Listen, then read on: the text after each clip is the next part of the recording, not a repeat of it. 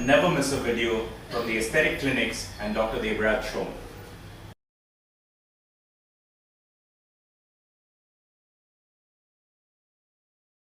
Hello, મારું નામ doctor સપના વડેરા છે.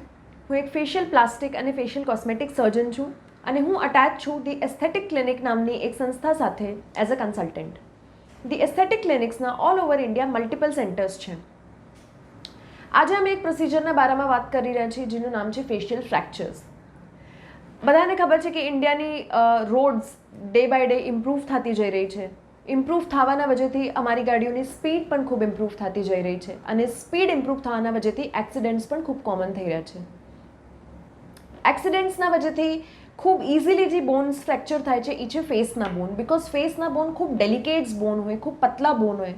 તો એક નાનો એક્સિડન્ટ પણ થયું હોય એમાં પણ ફેશિયલ બોન્સને ખૂબ ડેમેજ પહોંચી શકે છે.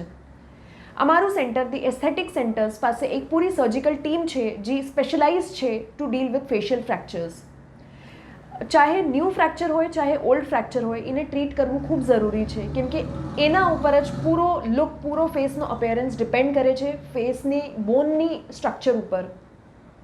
તો અગર તમારા ફેસમાં એવા ફ્રેક્ચર્સ હોય જે ખૂબ ટાઈમ પહેલાં થયા હોય, જેનું રિપેર ન થયું હોય અને તમને એવું લાગે છે એના વજહથી તમારા ચહેરાના લુકમાં, અપિયરન્સમાં ચેન્જીસ આવ્યા છે, તો એ પણ રિપેર કરવું આજની ડેટમાં પોસિબલ છે.